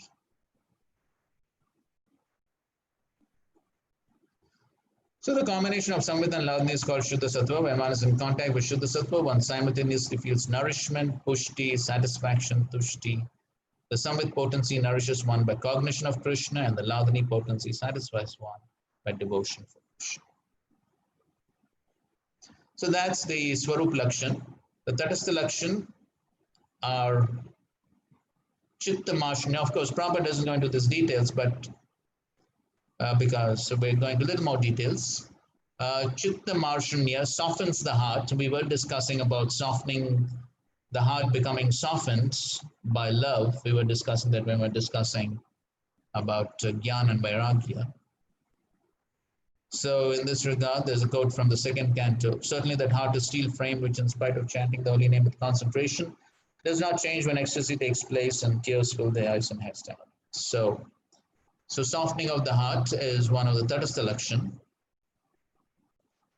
One's heart softens to such an extent that is often found to be visibly moved by emotions.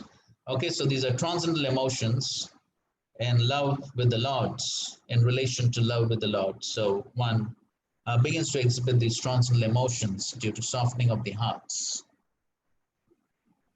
And the second one is Ruchibi, gives rise to various tastes like Prapti Abhilasha, desire to achieve Krishna, Anukulya Abhilasha, desire to please Krishna with various services, and Sauharda Abhilasha, desire to be close at heart with Krishna. So this is another Tadastha Lakshan. And okay, so those are the two Tadastha Lakshans. One is softening of the hearts, Chitta Marshunya, and second is Ruchibi.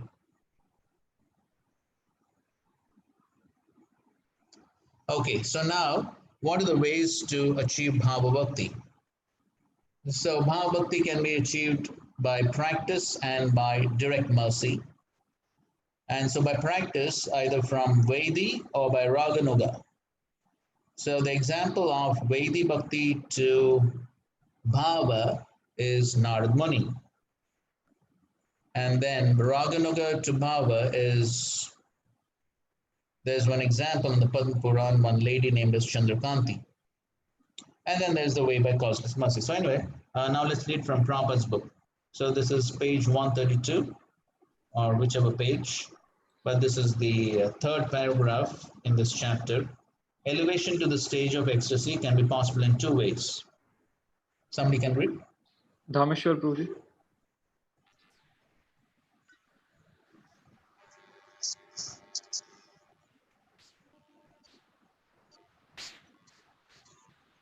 Third paragraph, Prabhu. Yes, elevation to the stage of ecstasy can be possible. Rameshwar Prabhu, you got the page? Avashya Prabhu, we're not able to hear you. He's unmuted, but the volume is not coming. Okay, in the meanwhile, Ganesh Prabhuji. Can you hear me, Prabhu? Yes, Prabhu, we can hear you now. Please read. Oh, Third I paragraph. just kept reading. Okay. So elevation to this state of ecstasy can be possible in two ways. One way is by constant association with devotees.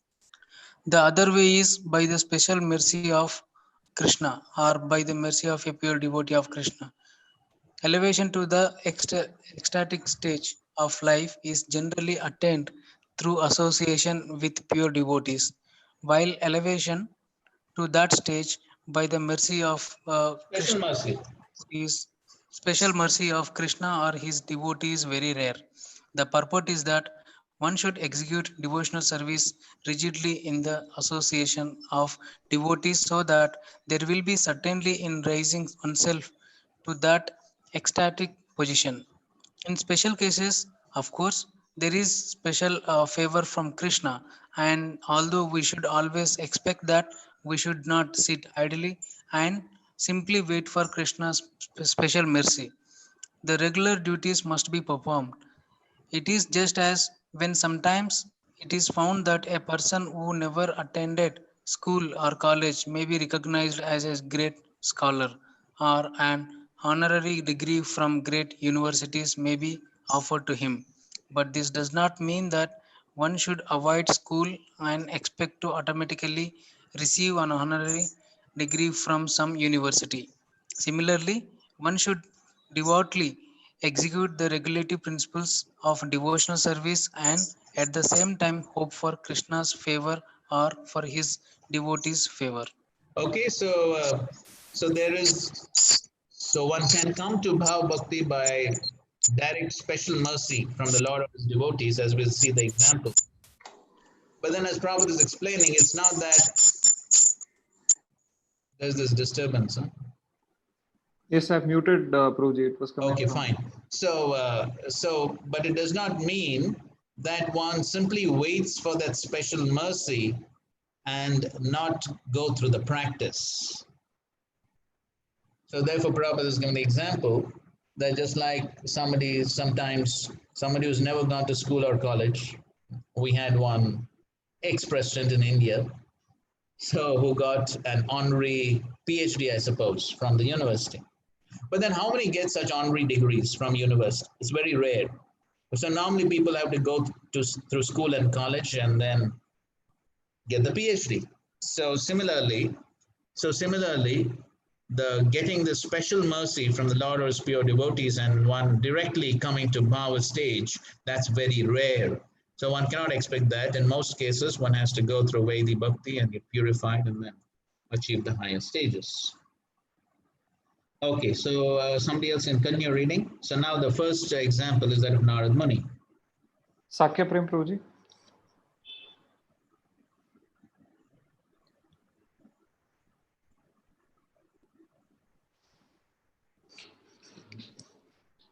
Or Venudhari Govind Prabhuji.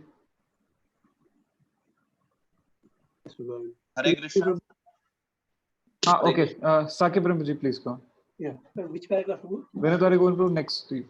Yeah, Prabhu. This is Prabhuji, 4th paragraph in the 17th chapter. Yes, continuing that, an example of rising to the state. As an example of rising to the state of ecstatic love by executing the regulative principles of devotional service is given in the life story of Narada, which is described to Vyasadeva in Srimad Bhagavatam. Narada tells there of his previous life and how he developed to the stage of ecstatic love. He was engaged in the service of great devotees and used to hear their talks and songs. Because he had the opportunity to hear these pastimes and songs of Krishna from the mouths of pure devotees, he became very attracted within his heart. Because he had become so eager to hear these topics, he gradually developed within himself an ecstatic love for Krishna. This ecstatic love is prior to the pure love of Krishna, because in the next verse, Narada confirms that by the gradual process of hearing from great sages, he developed love of Godhead. In that connection, Narada continues to say in the first canto, 5th chapter, verse 28 of the Bhagavatam, first, I pass my days in the association of great sages during the rainy autumn season. Every morning and evening, I heard them while they were singing and chanting the Hare Krishna mantra, and thus my heart gradually became purified. As soon as I heard them with great attention, the influence of the modes of material ignorance and passion disappeared, and I became firmly fixed in the devotional service of the Lord. To the Lord. These are practical examples of how one can develop the stage of ecstatic love simply by association of pure devotees. It is essential, therefore, that one constantly associate with pure devotees who are engaged morning and evening in chanting the Hare Krishna mantra. In this way, one will get the chance to purify his heart and develop his ecstatic pure love for Krishna. This statement is also confirmed in 3rd canto, 20th chapter, verse 25 of Srimad Bhagavatam, where Lord Kapila says, my dear mother, when a person is actually in association with pure devotees, the sublime potency of my devotional service can be experienced.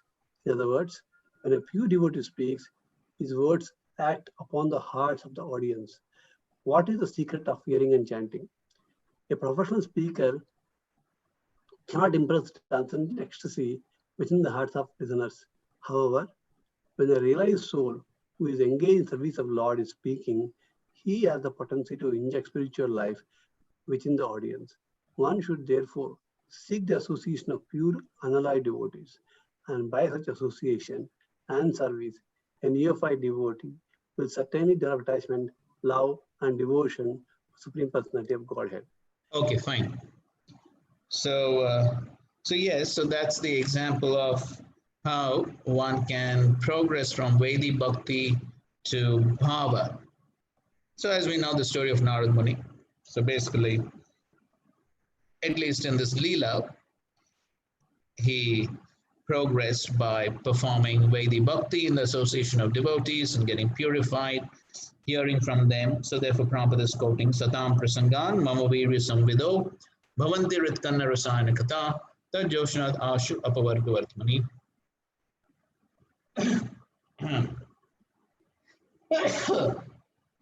Shraddha Ratir Bhaktir Anukramishati. So that's how by hearing in the association of devotees, then one can make progress. So that's why Vedi Bhakti.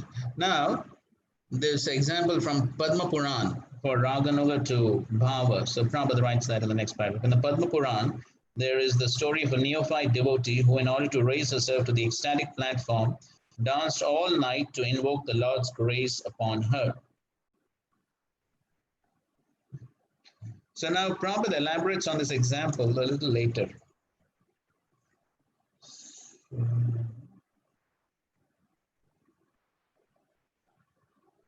So if you go to the 19th chapter,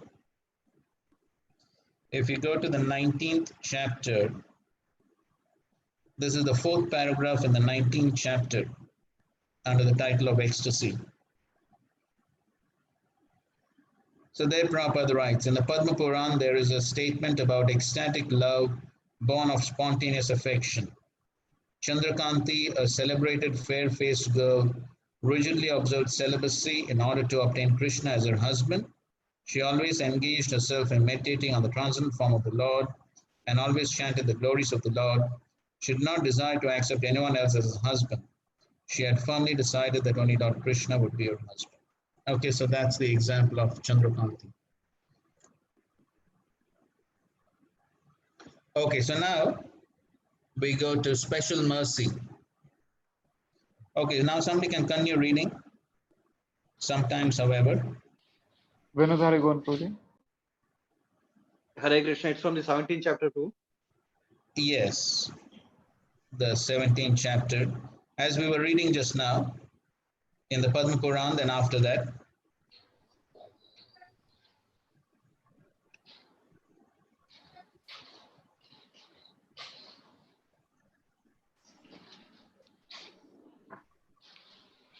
So, any subtitle too? No, the eighth paragraph too. Where we were reading earlier. In the Padma Puran, there is a story of After that. Sometimes. Yes. Sometimes, however, it is found that without undergoing any devotional process, one all of a sudden develops devotion for Lord Krishna. This sudden development of the devotional attitude in a person must be understood as a special mercy of Krishna or of his devotee.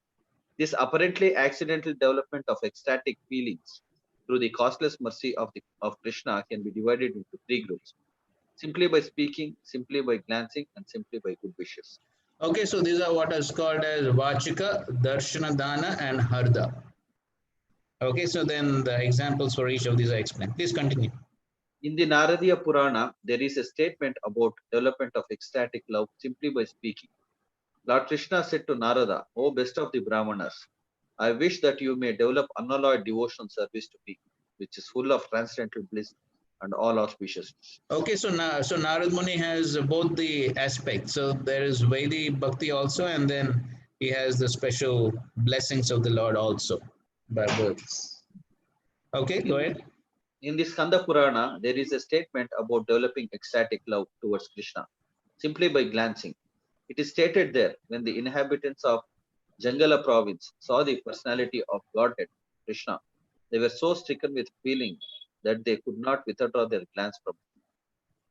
As far as heartfelt wishes are concerned, there is a statement in the Sukha Samhita where Narada tells Sri Vyasadeva, "You have a son who is the greatest devotee of the personality of Godhead, and I can observe that without any following of the regulative principles of devotional service, is already enriched with many of the symptoms achieved by the execution of devotional service after many, many births."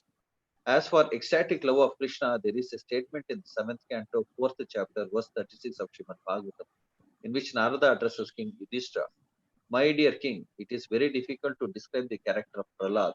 He developed a natural attraction for Krishna, and whatever I can explain about his character will simply be an arrangement of words. His actual character is impossible to describe." This means that Narada himself admitted that the natural development of Prahlad's ecstatic love was by the grace of Lord Krishna. This natural attraction for Krishna on the part of Prahlad was developed simply by the mercy of Narada. When Prahlad Maharaj was within the womb of his mother, she was being sympathetically instructed by Narada about the science of devotion service. And at the same time, Narada was wishing that the child within the womb could also take advantage of the instructions. Because Narada, an authorized devotee and a great associate of the personality of Godhead, was desiring auspiciousness for Prahlad Maharaj, he developed all the characteristics of a high-grade devotee. This is called natural attraction. It is caused by the special grace of the personality of Godhead or by the special grace of a great devotee like Narada. So there is a statement in Skanda Purana wherein Parvata Muni tells Narada, my dear Narada, of all saintly persons, you are so great and glorious that simply by your good wishes, a low-born hunter also has become a great elevated devotee of Lord Krishna. This ecstatic love for Krishna can be divided into 5 divisions, which will be described by Sri Rupa Goswami later on. Okay, fine. So these are examples: good wishes, Shukha Samhita, Krishna blessing Shukadeva Goswami, Prahlad Maharaj, he got the good wishes of Narada, and the third example is Mrigari, who also got the good wishes of Narad Muni, and so that's how they could come to a very high platform of devotional service. So these are cases of special mercy by the Lord or his devotees. But as we discussed, this is very rare. For most cases, one has to go through Vedic Bhakti, get purified, and then come to Bhava Bhakti and pray. Okay, fine. So we will stop our discussions for today. And then there are 2-3 questions, Poo. Okay, fine. We will take them. And then 18th and 19th chapter we will cover tomorrow.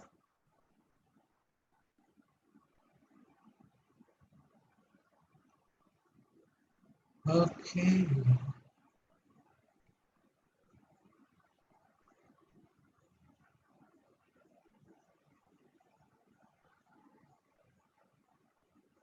Where is that? Okay, why is Vaidhi and Raganuga mentioned? In the chart, Poo, you had put in parallel. Yes, I understand. Vaidhi leads to purification of heart and helps us. Then we are eligible to practice.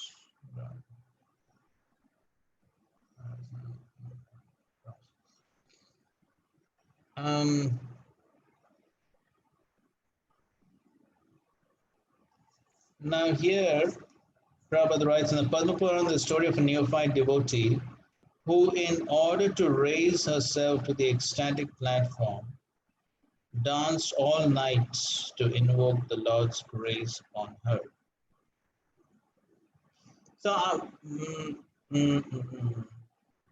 now there are not so many details mentioned about this Chandrakanti. So we read the other from the 19th chapter.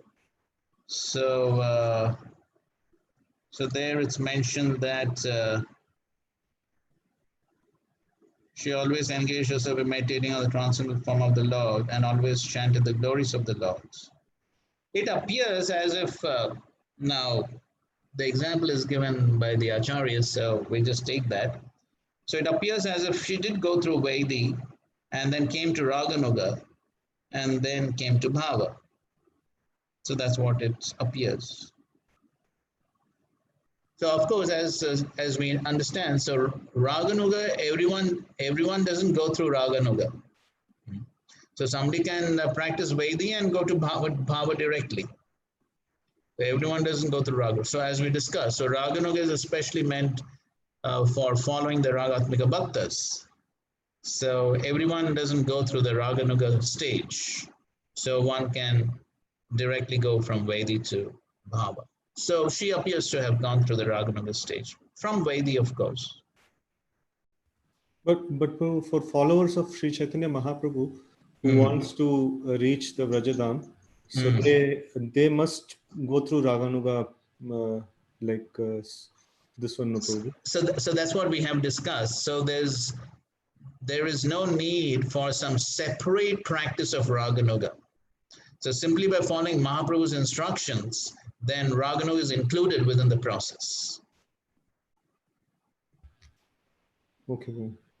So simply by following, and one gets purified, and then it's one automatically goes through the Raganuga stage and will come to the Bhava platform. There's no need of a separate practice. Okay. Is it clear? Yes, Prabhu. Which stage is called liberated stage? Liberated stage means free from the three modes. That is the basic understanding of liberated stage. So obviously Anartha Nivritti has to be complete. So this stage of Anartha Nivritti, when we say stage of Anartha Nivritti, that's not the end of Anartha Nivritti.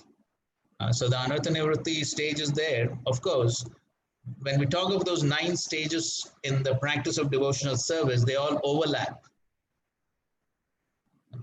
So Anartha Nivritti begins from the first day one begins chanting Hare Krishna, Anartha Nivritti begins. And when we talk about the stage of Anartha Nivritti, then we could say that it's a stage where a major stage where anarthas are being eradicated. But then Anartha Nivritti begins from day one and continues till full purification takes place. That means till the stage of Bhava. So it's only when one comes to the stage of Bhava that Anartha Nivritti is complete. That's the liberated platform. All right? Nishtha, Shakti, Ruchi, all are having some contamination. Yes, yes. Sometimes it is mentioned even Bhava has some contaminations, just like spots on the moon. I mean, I wouldn't. Where's your reference? Like this is from I think Madhurya Kadambini. I think the spots on the moon. As far as I remember, now what he mentions over there is sometimes anarthas due to Vaishnava Prad. So some serious Vaishnava Prad, then that goes, all the effects of that go only at the level of prema. So some small residues of that could be there. That's what he speaks about as far as I remember. Okay. But anyway, it's minimal. It's minimal. Okay. All right? Yes, bro. In Raganuga Sadhana Bhakti, devotee feels spontaneous loving attraction for Krishna. And Bhava Bhakti also, devotee feels ecstatic.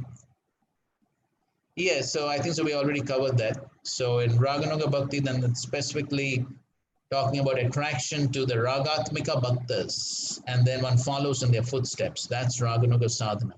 Now, Bhava Bhakti is after that, where one develops ecstatic love for Krishna.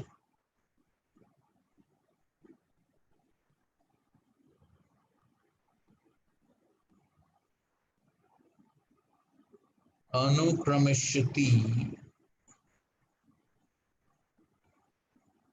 Yes, from Raganuga to Bhava. Yes.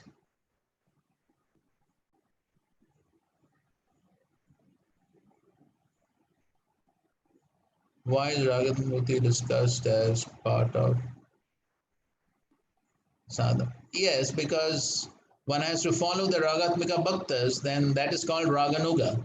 So therefore, unless Ragatmika Bhakti is mentioned, how can one understand Raganuga? Yes.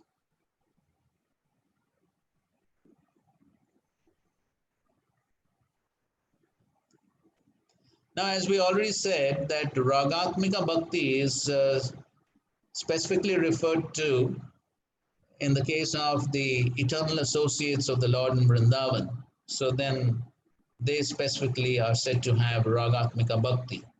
And then following in their footsteps is called as Raganuga. So then by Raganuga, then one, by Raganuga sadhana, by following in the footsteps of these Ragatmika devotees, then one comes to the Bhava platform. Is it all right? Means, Prabhu, like I just remember you mentioned that Ragatmika Bhaktas are fixed and we cannot become Ragatmika Bhaktas. We can only become a perfected Raganuga Bhakta. Yes. So yes, after Raganuga, then one will come to Bhava.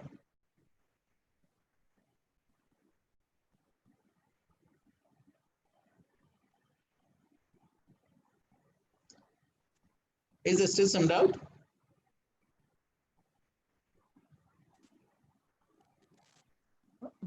question. Is it always sequential that way, Prabhu? From Raganuga only one can advance to Bhava, or from Vaidhi Sadhana Bhakti advance to the level of... Yes, that's what we discussed, no? So from Vaidhi Sadhana, one can get purified and come to Bhava. Now Raganuga is especially meant for if one wants to follow in the footsteps of the Ragatmika devotees. Then the Raganuga is required. Otherwise, simply by Vaidhi Bhakti, one can go to Bhava.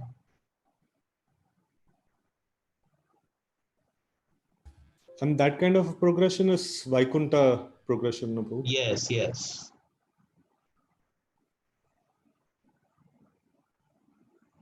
All right. And one last question. So Ragatmika devotees or Ragatmika devotees, because they are on the stage of Prema Bhakti. They are on the stage of Prema Bhakti. Yes, that is yes. That's as good as prema. They are having spontaneous love for the Lord. Okay.